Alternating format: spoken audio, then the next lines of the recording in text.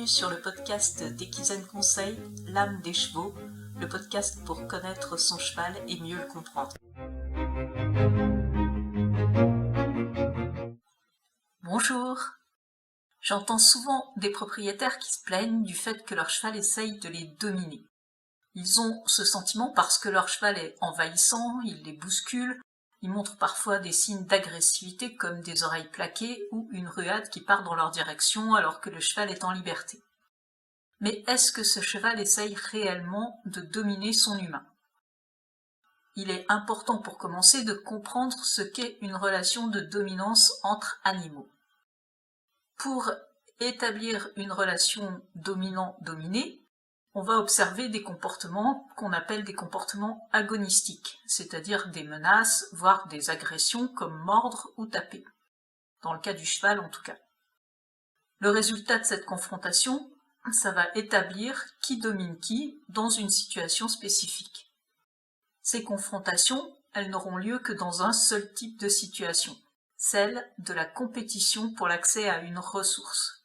La ressource en question, elle peut être alimentaire, l'accès au râtelier par exemple, mais aussi social, vis-à-vis d'un congénère considéré comme un partenaire préférentiel, ou encore, cette ressource peut être un abri, etc. Il est également important de savoir que cette relation dominant-dominé, elle est contextuelle, c'est-à-dire qu'elle dépend de la situation. Un cheval peut en dominer un autre pour l'accès au râtelier et être au contraire dominé par l'autre dans une autre situation. Ou il peut dominer l'autre pour accéder dans 3 cas sur 4 au râtelier, et puis la 4e fois, il sera dominé par l'autre. Le résultat n'est pas systématiquement toujours le même.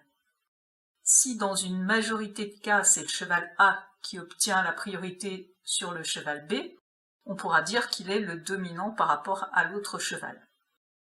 Ces relations, elles s'établissent au sein de binômes, entre deux chevaux. Un cheval qui s'avère être dominant sur chacun de ses compagnons de pré, il sera au sommet de la hiérarchie.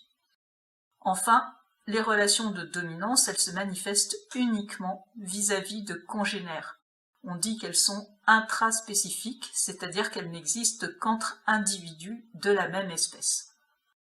Alors, est-ce qu'un cheval peut chercher à dominer un humain? D'après ce qu'on vient de dire, de toute évidence, non. Nous ne sommes pas en compétition pour l'accès aux ressources qui intéressent le cheval, et nous n'appartenons pas à la même espèce. Pour autant, certains chevaux peuvent effectivement exprimer des comportements agressifs vis-à-vis de l'humain, ou en tout cas perçus comme tels, même si ça n'a rien à voir avec une volonté de dominer. Alors que signifient ces comportements? Un cheval peut être envahissant à cause d'une mauvaise gestion des récompenses alimentaires. Si des règles claires et applicables 100% du temps ne sont pas établies dès le départ en présence de nourriture, le cheval peut ressentir de la frustration et venir fouiller dans les poches, même parfois pincer. Un cheval peut nous bousculer pour plusieurs raisons.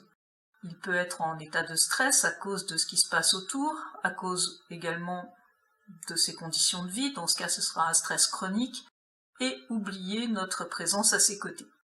Il peut aussi avoir été surpris par quelque chose et avoir fait un écart dans notre direction. Et même en dehors des situations de stress et de peur, le fait de rester à côté de nous sans nous bousculer quand nous menons notre cheval en main, par exemple, c'est le résultat d'un apprentissage. Ce comportement, il n'est pas inné chez le cheval, et c'est notre rôle que de lui apprendre à ne pas venir nous pousser.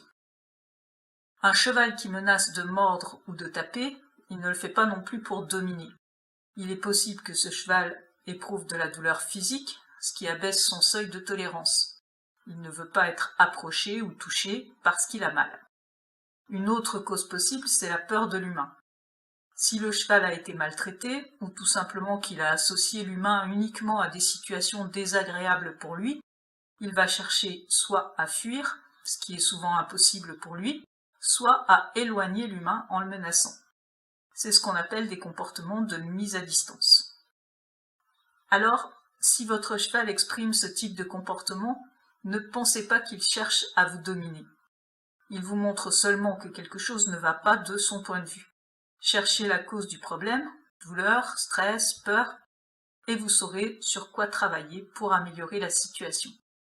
Si vous voulez devenir l'humain dont votre cheval a besoin et en savoir plus sur les formations en ligne Equizen Conseil, vous pouvez me contacter par téléphone ou par mail. Mes coordonnées sont en description. On se retrouve la semaine prochaine pour un nouvel épisode. Et d'ici là, belle semaine à tous!